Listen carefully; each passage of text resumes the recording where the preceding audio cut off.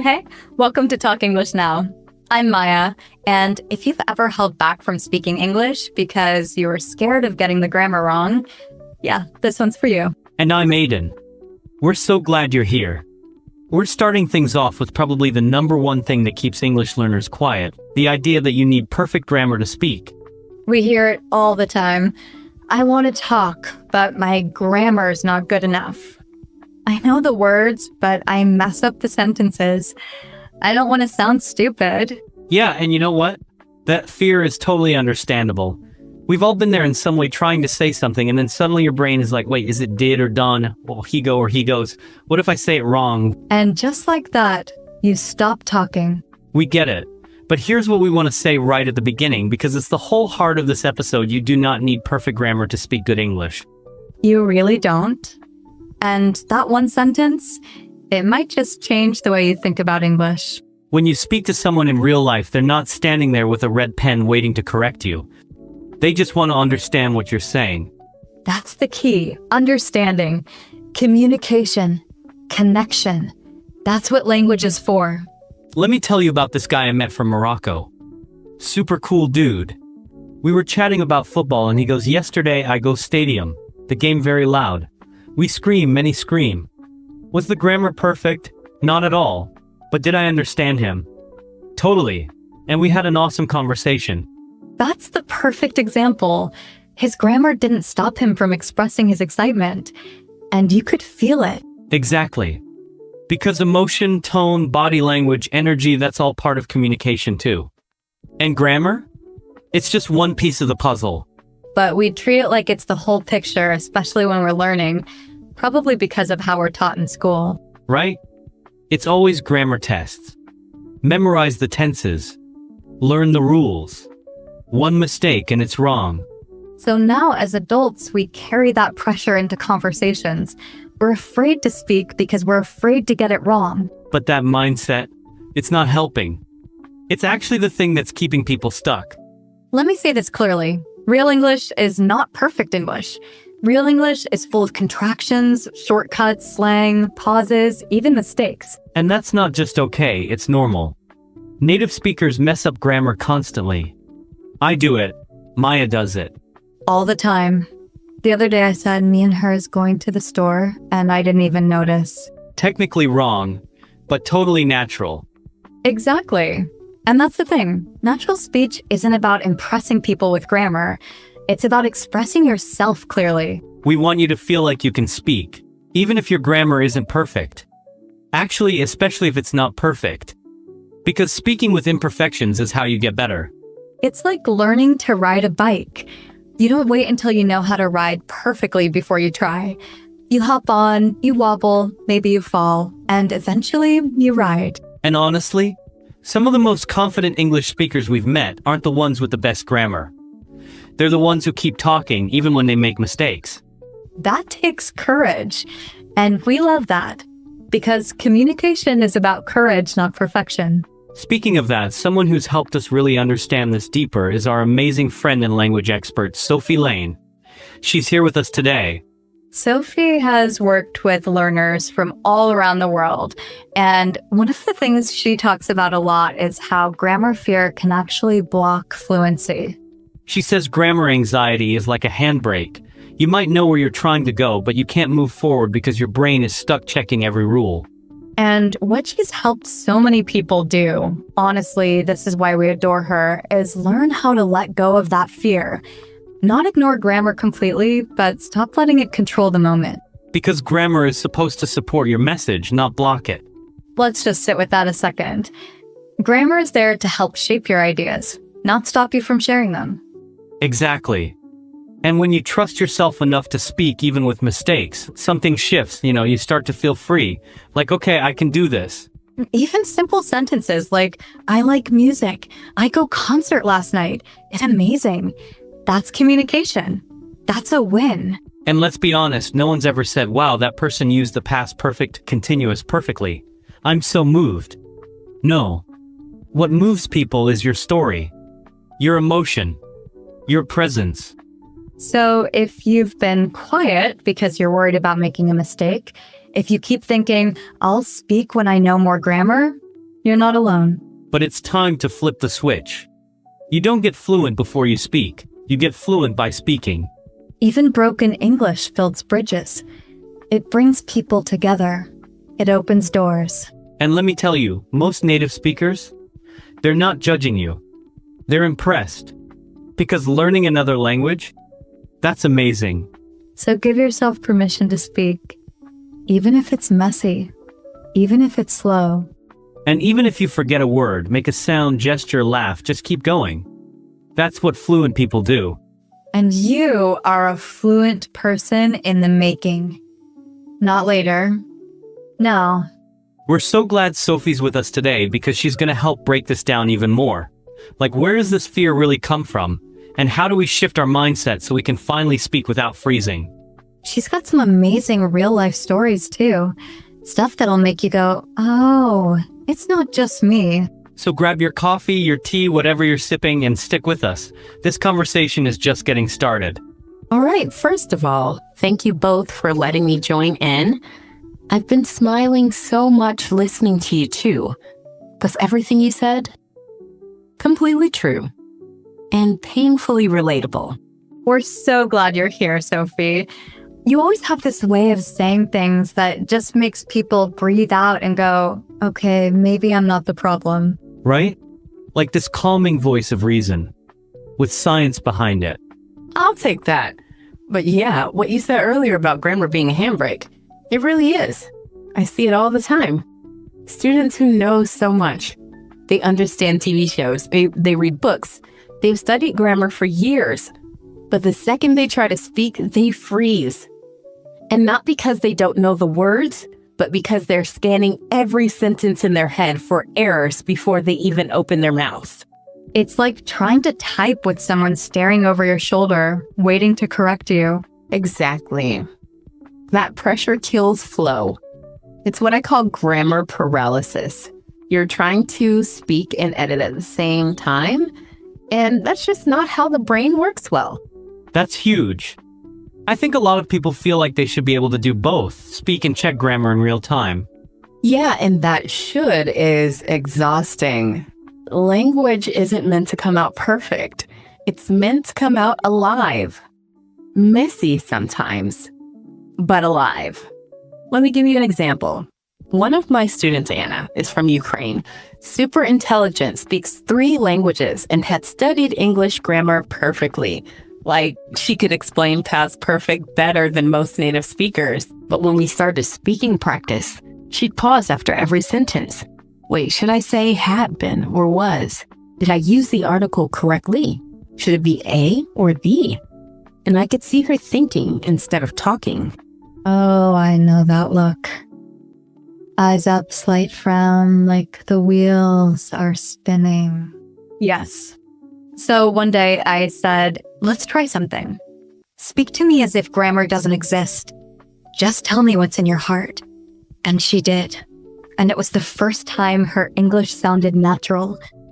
Not because it was grammatically perfect, it wasn't, but because it was her. Unfiltered. Unafraid. I love that. That's what we want everyone listening to experience. It's powerful. Because once you feel that freedom, once you realize people understand you anyway, you stop letting grammar block your voice. Now, don't get me wrong, grammar has a place. It helps us organize ideas, avoid confusion. It's part of the picture.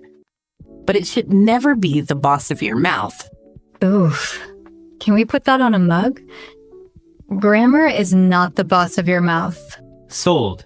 But seriously, think about this. If you're learning to swim, would you focus on your finger position or on staying afloat and breathing? Exactly. You learn to move first. Technique comes later. Right. It's the same with speaking. Communication comes first. Refinement comes later. Another thing I tell my students is this: you don't need to speak like a professor. You just need to speak like a person. That gives me chills, honestly, because people put so much pressure on themselves to sound advanced. Like if they don't use big words or perfect tenses, they're not good enough. But what's the point of using big words if you can't say hello at a party? Real English happens in everyday moments. in simple conversations. Yes, like, how's your day? I like your shirt. Let's meet tomorrow. These are the sentences people actually use. And they don't require perfect grammar. They just need you, your presence, your willingness to speak.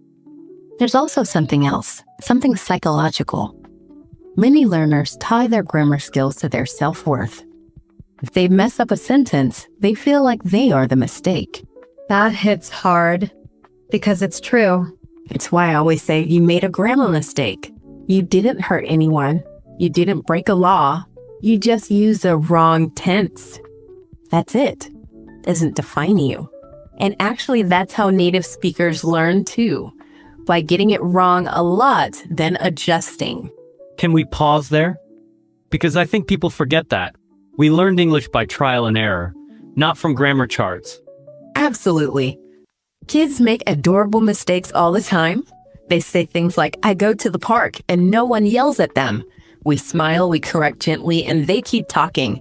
But when adults make the same kind of error, they feel ashamed. Why? Because we've connected grammar with intelligence. And that's just not fair.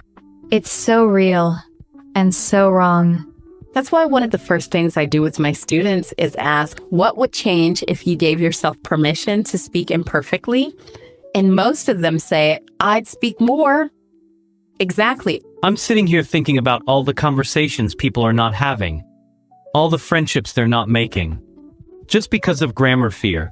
It's heartbreaking and totally fixable. Completely. And here's how we fix it. Start small. Let go of the pressure to sound polished. Speak in short, real sentences. Then focus on clarity, not correctness. That's it. That's the cheat code. Even if your sentence is, yesterday I go store, I buy apple.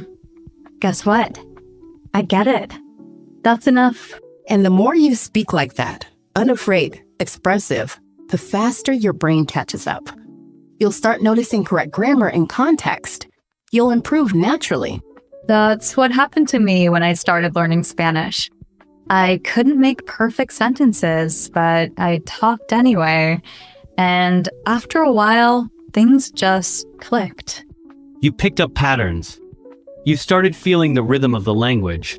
Exactly. Fluency is not built in silence.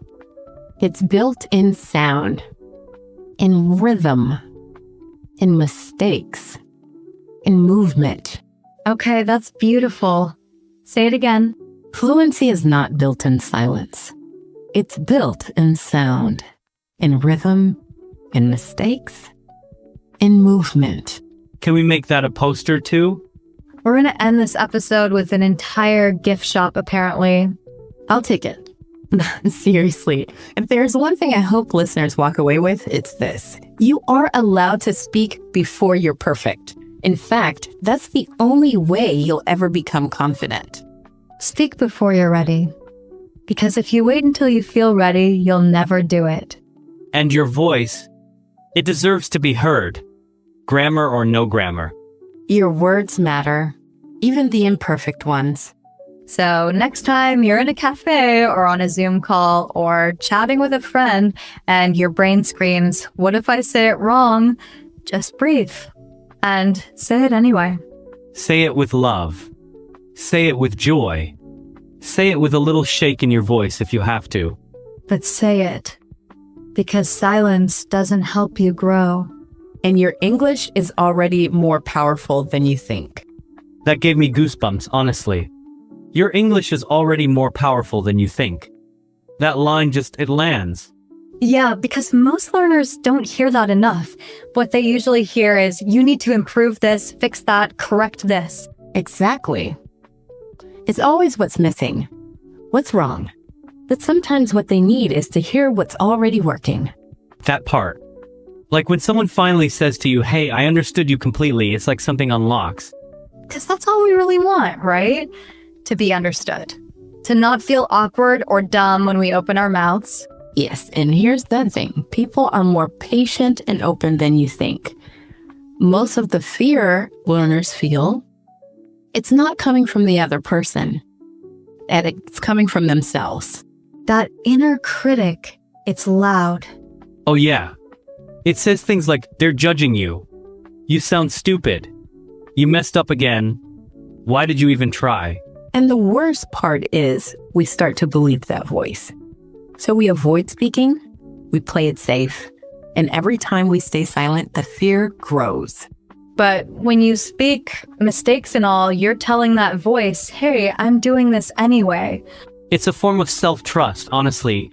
Saying I may mess up, but I trust that I can handle it. Absolutely. And that trust builds over time. Every sentence, every try, every small conversation, it all adds up. I had a student once who said 1 sentence a day. That's it. 1 short and perfect sentence. And after 6 months, she was speaking freely in group classes because she kept showing up for herself. That's beautiful. It reminds me of how we approach working out. You don't run a marathon on day 1. You walk around the block. Right. You do the reps, you build the habit. And with language, your reps are conversations, comments, questions, saying hello or how are you or I don't know that word, can you explain? I love that example. Just being honest. Saying, sorry, I don't know that word. That's communication. That's real fluency too. It's not about always knowing. It's about always trying. Exactly. And here's a mindset shift that helps. Instead of thinking, I have to speak perfectly, try thinking, I have to keep speaking. Ooh, let that sink in for a second. Can we pause on that? That's huge. Don't aim to speak perfectly. Just aim to keep speaking. Yes. Because progress doesn't come from perfect words. It comes from consistent ones. And it's so much more fun when you let yourself off the perfection hook. Honestly, once you stop obsessing about correctness, you start noticing something magical. You sound more like you. Like the real you comes out, not the you hiding behind sentence formulas. And that's the version people want to talk to. The honest, imperfect, fully human version of you. Can I just say, some of the most fun conversations I've had with learners were the ones filled with laughter and tiny grammar slips and just joy? Totally. There's this warmth that comes when someone is just genuinely trying. That effort, it creates connection. And most native speakers are touched by that effort. They feel it. Yes, like when someone says, I'm sorry, I don't understand, no problem. I get it. And now I know we're going to figure it out together. And that's what speaking English is. It's teamwork. It's 2 people trying to meet each other in the middle. Language isn't just a skill, it's a relationship. Whoa, that gave me chills. Same. It really is. You and the language, you grow together. The more time you spend with it, the more it trusts you. The more you trust it. Like a friendship. That's such a comforting way to think about it. Not something to conquer, but something to grow with. And I think when you approach it that way, your whole attitude changes. You stop fearing mistakes and start welcoming experiences. Because guess what? Every mistake is a sign that you're doing it. That you're in the game. That you're learning in real time. I used to be terrified of messing up in French. I'd rehearse sentences in my head before speaking. But the day I finally just blurted something out, even with 2 grammar mistakes, it felt amazing. Because you were finally free. Exactly. I was like, okay, I didn't die. And they understood me. That was the win. That moment is everything. It's the door to confidence. So if someone's listening right now and thinking, I still feel nervous, I still don't trust my English, what would you say to them, Sophie? I'd say you don't need to trust your grammar. You just need to trust yourself. You're allowed to speak before you're ready. You're allowed to be a beginner. You're allowed to sound wrong and still be right in your heart. I love that so much. That makes it feel safe. Language is about being human, not being perfect. And the moment you realize that, everything changes. You stop performing and you start connecting. It's not about grammar. It's about presence. Yes, your grammar will improve. But your courage? That's what leads the way. Can we all just take a second to thank Sophie for being the warm, wonderful language coach we all needed in our lives? Seriously, if we had this conversation 10 years ago, my Spanish journey would have gone way smoother. You two are amazing. I just love seeing learners get the freedom they deserve. Because English should open doors, not create fear. Yes, that's our whole mission with this podcast, to help people speak freely, speak boldly, and speak now. No more waiting for perfection. Start where you are, say what you can, and grow from there. Because honestly, that's how we all did it. And that's how you'll do it too. You know, sitting here with you both, it just makes me realize how many people are walking around thinking they're bad at English, when really, they're just afraid of making mistakes. And maybe no one ever told them it's okay to be imperfect, that making mistakes is the way forward. Honestly, I wish every learner could hear that. You're not behind. You're not broken. You're just in the middle of becoming fluent. That's all. It's like, you don't need permission from a grammar book. You already have permission. Just speak. And the truth is, there's no magic moment when you suddenly feel ready. Confidence doesn't walk in the door one day and say, hey, it's time. You build it one sentence at a time. Absolutely. That's how real confidence works. It comes from doing the thing, even when your voice shakes a little. You show up, you try, you learn, and over time, the fear fades. Let's get really practical for a second.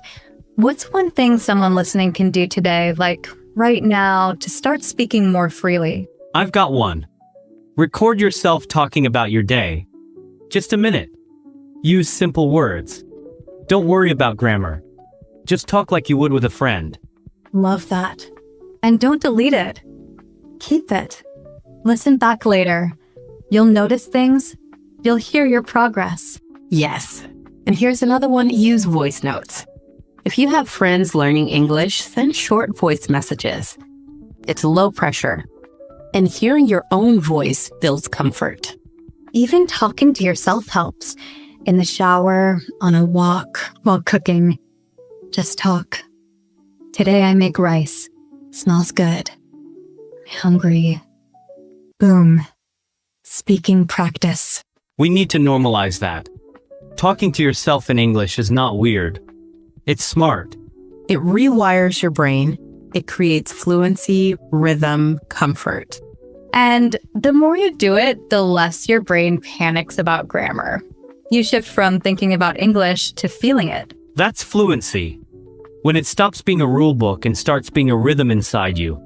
Exactly. You move from fear to flow. Okay, let's remind everyone of this, loud and clear.